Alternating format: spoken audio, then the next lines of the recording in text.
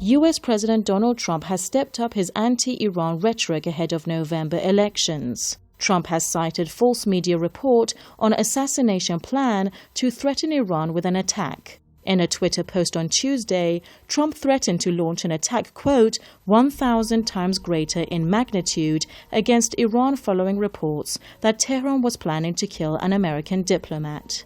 A report published by Politico News magazine claims the plan was in retaliation for Washington's assassination of top Iranian anti-terror commander Lieutenant General Soleimani. Politico report made the allegations citing unnamed U.S. officials. It claimed Iran was weighing to assassinate U.S. Ambassador to South Africa Lana Marks before the American presidential election in November. Another point that I think is relevant here in terms of the fact that this is just fake news is that Lana Marks, the ambassador to South Africa, who is supposedly the person who was potentially going to be assassinated by way of this plot, she is simply not a valid or relevant target if the IRGC or the Iranian government even was interested in further retaliation. A much more viable and relevant target would be someone like Michael D. Andrea, who was the head of the CIA anti-Iran options and likely was the mastermind of the assassination of General Soleimani. Iran has dismissed the allegations as lies. Foreign Ministry spokesman Saeed Khatibzadeh called on American officials to, quote, stop resorting to hackneyed and outworn methods to create Iranophobic atmosphere on the international arena.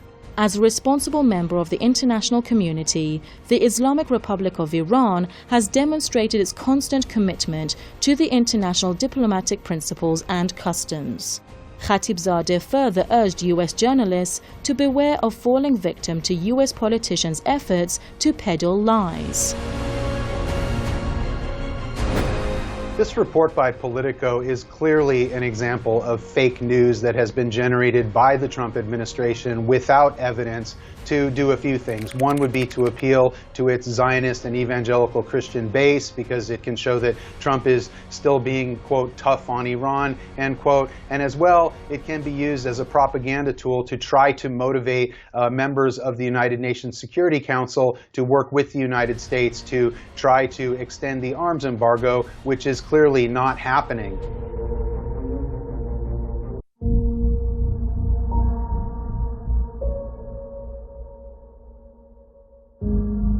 The U.S. assassinated Iran's top general Soleimani, the commander of the Quds force of Iran's Islamic Revolution's Guards Corps, and his Iraqi trench mate Abu Mahdi al-Muhandis, the deputy head of the popular mobilization units near Baghdad airport in January this year. The assassinations were carried out upon Trump's orders. Since then, tensions between Iran and the U.S. have reached unprecedented levels. The Trump regime has ratcheted up pressure against Iran after it quit the Iran nuclear deal in 2018. The U.S. has already tried to isolate Iran by reimposing tough economic sanctions that were lifted through the 2015 nuclear accord.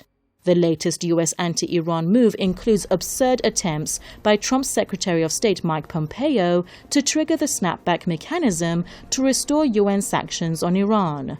Trump's threatening tweet and the false media reports it has relied on appear to be a plot concocted by Zionist elements in the U.S. intelligence apparatus, which work closely with the Israeli regime. To add to the background, this would not be the first time that American presidential administrations have drummed up an inane and fantastical narrative of a supposed Iranian ambassadorial assassination plot. We had one in 2011 as the Obama administration was trying to ramp up its own version of maximum pressure on Iran, where the United States FBI claimed that an Iranian used car salesman had been attempting to work with the Mexican drug cartel, the Zetas, to eventually assassinate the Saudi ambassador to the United States. It seems the plot is prepared to stir up trouble between Iran and the U.S. before U.S. presidential election in November.